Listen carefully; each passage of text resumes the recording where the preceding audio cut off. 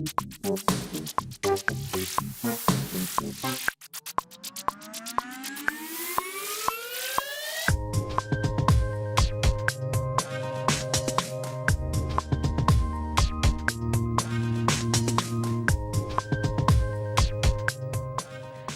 I'm Christine Hunt, and welcome to the premiere episode of Indie Rising, the television news program show that brings you artists from New England who are making it in their field.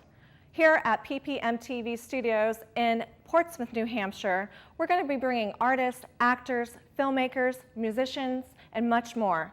We're also going to be hitting the road with our cameras and taking you to the action and showing you what goes into making a film, a novel, an album, and so much more. Before we get started, we're going to show you a short clip from award-winning filmmaker Skip Shea's feature film, Trinity. This stars actor Sean Carmichael. Sometimes it isn't the smallest thing. Sometimes it's something much larger and from out of nowhere. Wham! There was a time when Michael was a man of great faith.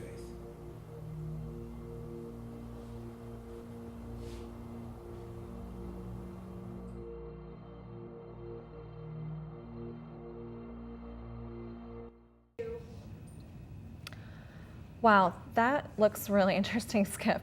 So we just saw a little clip from your feature film, Trinity. So what's going on there? Well, it's, and thank you for saying Sean earlier, he was an amazing actor to work with. The story's basically about his character Michael, who's in a coffee shop one day and runs into a priest who abused him when he was a child. Okay. And it just kind of makes him re-examine everything that happened to him in the past and then how to actually confront the priest and move on.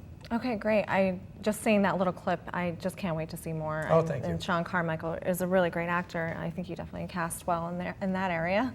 So what are your plans with this film? Is this your first feature film? This is the first feature, yes. I'd have several others in the works, and they just keep getting bogged down with trying to raise the right amount of money. Of course. So I decided to just shoot one. Okay, so you just had to get it out of your system, get something done and create. Yeah, I can definitely relate to that. So you're involved in a couple of film festivals, I hear. Can you tell us a little bit about that? Sure, I help with the Mass Indie Film Festival. Mm-hmm. That's in August, and it's in both Somerville and Cambridge, and I run the screenplay competition. Okay. But more importantly, I have the Skip Shea Film Festival, which is in November. I lost a daughter, Shauna, in a car accident in 1999, and we have a scholarship in her name.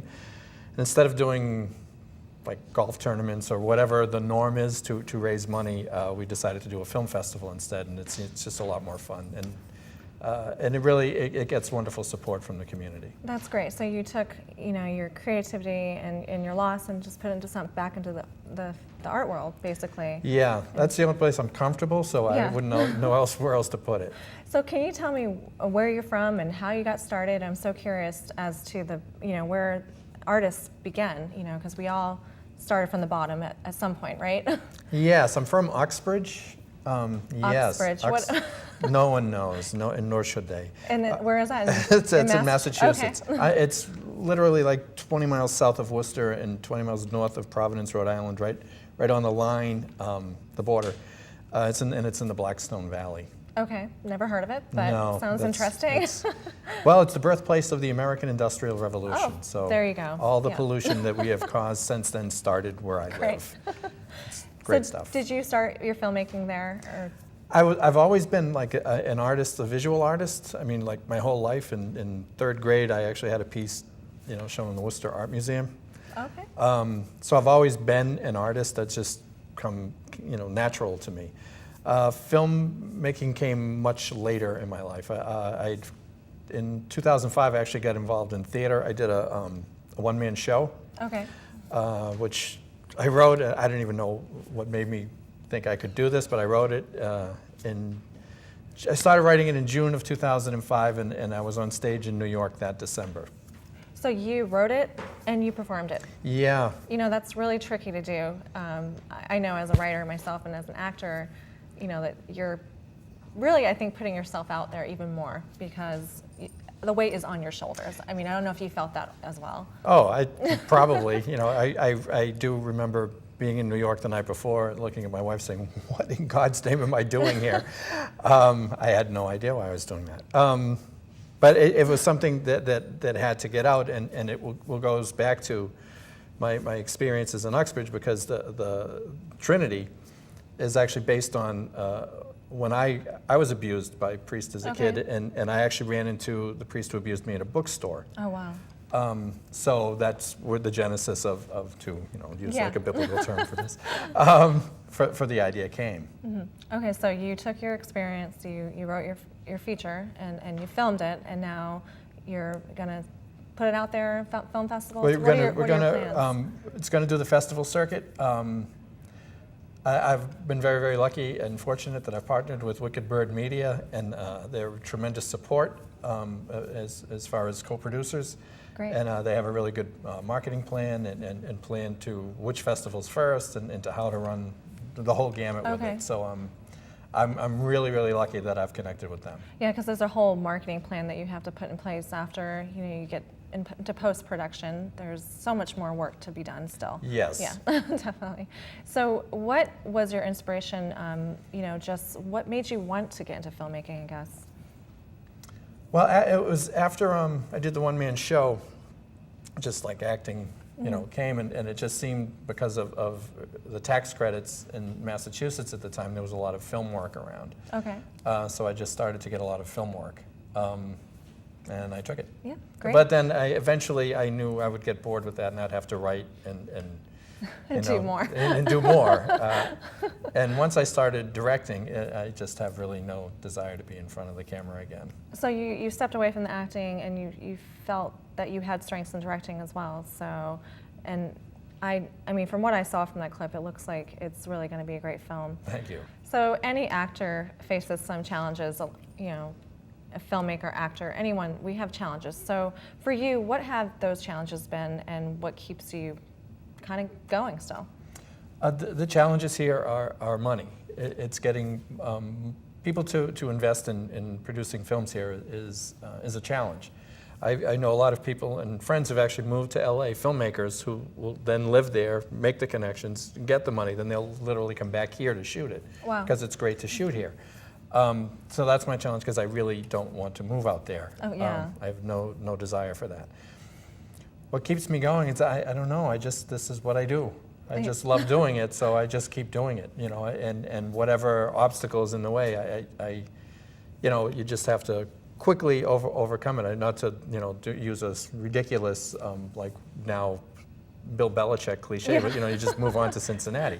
Whatever happens here, okay, if I can't get this first feature length made because it's for too much money. Okay. I had this thing, micro cinema, written, and it was too much money, and I hadn't got to that level yet where I could ask for that much money.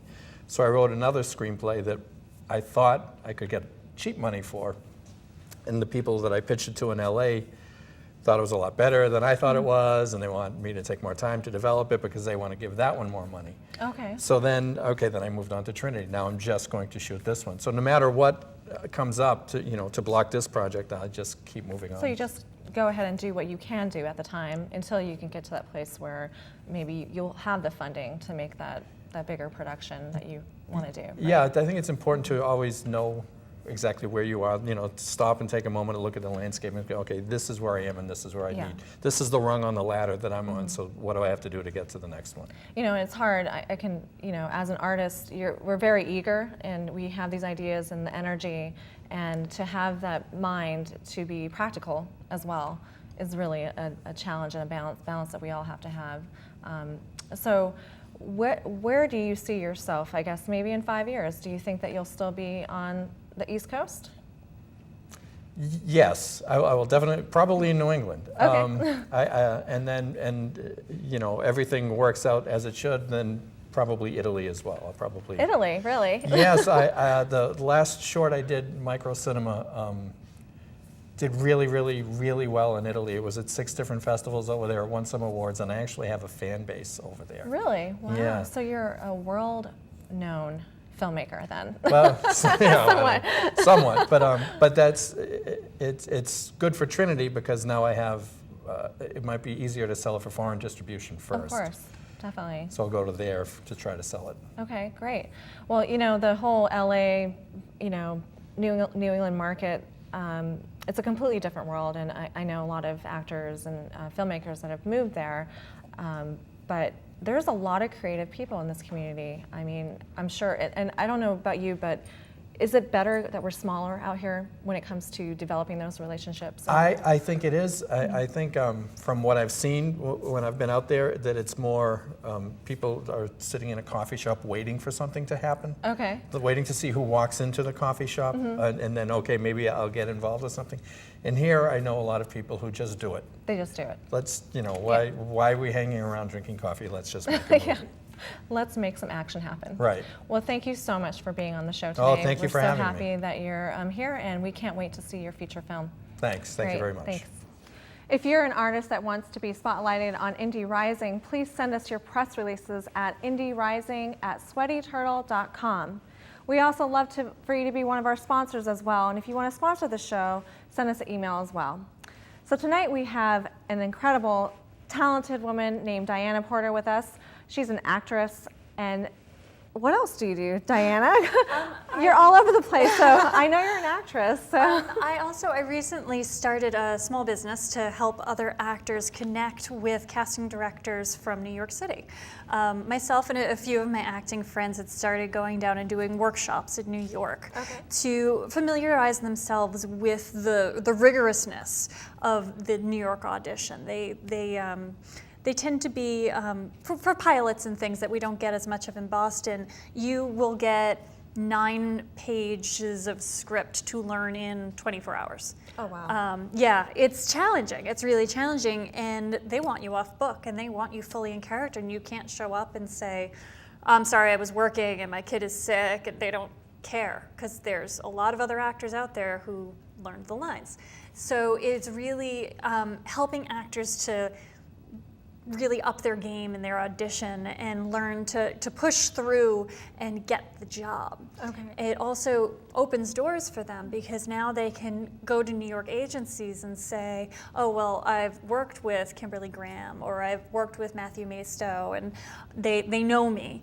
And that will help them get representation in New York and get auditions in New York and hopefully get work in New York. That's great. So you're breaking out of the Boston scene and trying to get into the bigger market. That's Definitely. wonderful. And I'm hoping that as well, it shows these casting directors from New York and some also that are bi-coastal that also work in LA and other places, that Boston has the talent. Definitely. So when shows come like Odyssey and other pilots and movies come to Boston to shoot, and not just Boston, but all of New England, they don't need to cast out of New York. They don't need to cast out of LA because we have amazing actors right here in New England that can get the job done. Definitely. They don't need to pay someone their travel and lodging to come here for a day player role when they can be casting someone local who is thrilled to have the job and Well, that's a kills really it. great service that you're made happen for actors out here. I know that it's going to be definitely beneficial.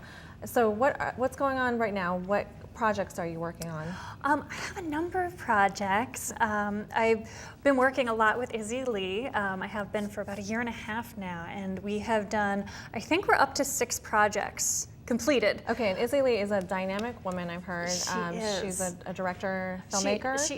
She's a writer and a director, and she produces all of her own items. She's also been a part of organizing film festivals, and she's done some acting as well, which I think really goes to her directing in a great way. It really supports that in her because she takes care of her actors. She is a horror writer-director, and there have been situations where I've had to be in what appeared to be a very compromising position, being murdered. Yeah.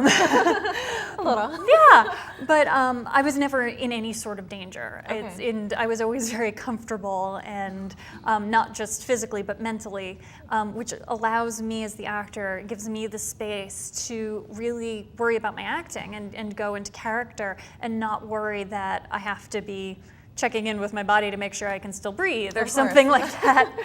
It lets me do my job because she's such a caring director, and she gives me fantastic roles. We're about to start a new project that's going to be part of an anthology, and we're working with a friend from a previous project, Tristan Risk. She was in American Mary. She's an amazing actress, and she's a wonderful person. I had so much fun working with her on our last two projects. We did a music video for the Bring Us Your Women project, which was a multimedia spectacular, and they're hoping to bring it to other cities and other countries, in fact. Oh, wow. But it brought together musicians and filmmakers and poets and dancers all in one night. It was truly a spectacle. I didn't know where to look. It was amazing. Mike and Sophia, who you had on the show, also did a music video for it and were part of the music involved. Oh, wow. So they had live musicians playing and singing, and then they had the music videos on the screen to go along with it, and they were matched up. Like the directors and writers had the music to write to. Okay. And then they had dancers on the floor to going along with the music, and in between they had poets as well. And it was so moving, and talking about the place of women throughout history and throughout society, and some heroes of womanhood, and talking about Eve and the sirens, and I'm forgetting not even half, I'm forgetting 90% of them, but it was an amazing evening. It was great to be a part of. Speaking of heroes, I can't help but to think of your love of dressing up as superheroes. Wonder Woman Yes. in particular, right? Yes, I do love Wonder Woman. Diana Porter, Diana Prince. I'm not saying I'm Wonder Woman, I'm just saying you've never seen us both in the same place. And I have a wonderful design house that I've worked with as a model a number of times, Rubenesque Latex, that they, in addition to making clothes, they also make cosplay clothes. And I was lucky enough to be part of a project that they did called Gotham at Night, where they did different superheroes and supervillains as well. They had Harley Quinn and the Joker and Catwoman, but I got to play Wonder Woman. Wow. And it was so much fun. And you know, a lot of people put away playing dress up when they grow up, and I kind of don't want to. No. So I'm just going to keep playing dress up. Well, as actors, we get to take on different roles and characters and play dress up. Yes. So I've been able to play dress up with you a couple times. Yes. So we started off on a feature film together, and just recently you had a part in one of my films. I did. Yeah, and this girl is something else. It was an amazing opportunity, because that script, it really touches on something so emotional and so raw.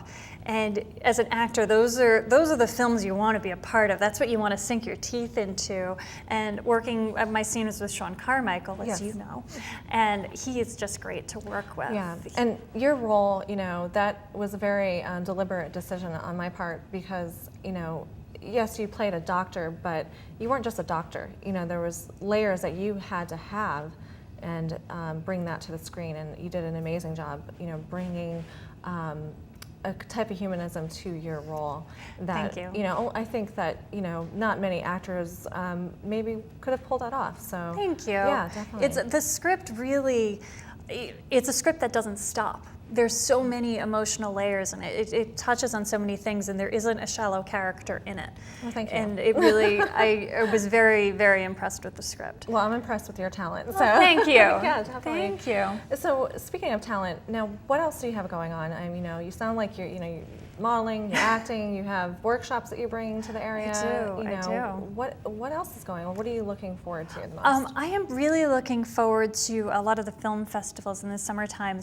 There's so many great film festivals, and I had a lot of films that showed at the Boston Underground Film Festival, and I'm hoping that I might have one or two at the Fantasia Film Festival, which happens up in Montreal, which is a great film festival that I try to go to. I went last year, and I'm trying to make it a yearly pilgrimage now. Because if you're going to go to Canada in the summer. Yeah, of course. Yeah. If nothing else, for the poutine. And it's... That's some good stuff. It really is. I think I had it twice a day, Yeah. every day that we were there. I come back 10 pounds heavier from Montreal, but it's a great festival, and it's an international festival, and you meet so many great people, but it also is really rooted in the community, and there's so many people who come out from Montreal, and the bilingualness of Montreal is a really interesting aspect of it, because you go to some films and they're in French, and that's just how it is, and I speak some French, but it's really kind of lovely being a part of that and going to, they have this shorts program that's an amazing amalgamation of shorts and found footage, and even though you're not necessarily understanding the language in some of them, you still are being touched by, it's like opera. Yeah. You still get it, and you can still appreciate the artwork of it. Definitely. And it's a great experience. Because sometimes the story translates beyond just, language, and understanding that you can see, what's being displayed with emotion and just, the actions and everything. So do you hope that maybe you'll get an international spot, maybe? That Through would those be connections? nice. That would be nice. I wouldn't mind a little bit of travel. I'm definitely looking mostly towards New York and to start working in New York. And I keep saying my goal is Orange is the New Black, as I'm obsessed with that show. But I definitely, there's so many beautiful places in this world, and I couldn't even dream to get to half of them, but I'd like to see some more. Yeah, definitely. So, what would you say as a, I guess a female actor, what are some of the challenges? Do you find that the roles that are presented to you, do you wish that you had better opportunities or more of a challenge, I guess, when it comes to acting? I am fortunate that I have some great filmmakers that I work with, like Izzy Lee and yourself, and Rick Dumont, and Kyle Johannesson and Skip Shea, that they're all feminist writers. Okay. And not that they're hitting you over the head with it, or that's the moral of every, but they give equal consideration to female roles. So I've never had to be like, oh, so I'm playing this sad victim who gets saved by a guy. Fantastic. Like, that's never been a problem with any of them, but I definitely do see it in a lot of the casting calls that I get. There was one film coming from a producer I really wanted to work with, and I was excited. They had a casting call out, and then I read, and it was male role 1, male role 2, male role 3. And then the description of the female roles, and all the male roles were like, he's an architect who is conflicted about this, and these rich, meaty roles. And female role descriptions read like this: girlfriend of male role number 1, oh, geez. wife of boy role number 2. And I was just like, really? Yeah. Really? I can totally relate to that. When I first got into acting, of course, you're trying to just land any role that you can without, of course, without compromising who you are. But I saw that there were often just really shallow roles, and you're like, yeah, I can play, pretty girl this or whatever. And actually, out of my frustration of not having those really meaty roles, I wrote my script. That was one of the inspirations, but I was really happy to have mostly females in my film, and I worried that it was kind of one-sided, but I was like, what, no, I needed to give these women that I admire the opportunity, and I think it's going to be a strong film. So, yes. It's nice to hear that you're on these projects and working with these great directors, and I've been very fortunate. Yeah, definitely. Well, I cannot wait to see some of your work, and definitely will be attending some of those festivals this summer. Oh, great. But thank you so much for coming on Indie Rising. We're so happy to have you here. Thank you for having me. Take care.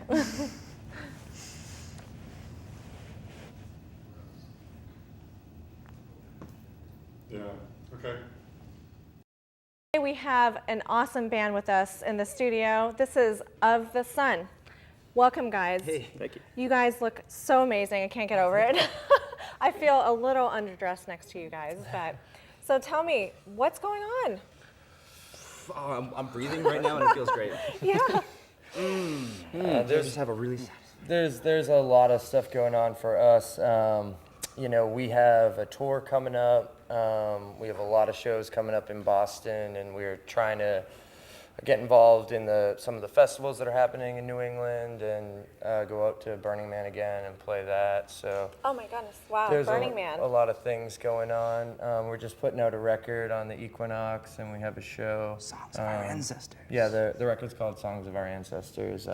There's a couple covers on it and stuff, which is new for us. You know, we have 3 or 4 records, and there's no covers. It's all original. So this is the first time we're doing that. So Awesome. bunch of exciting things, you know.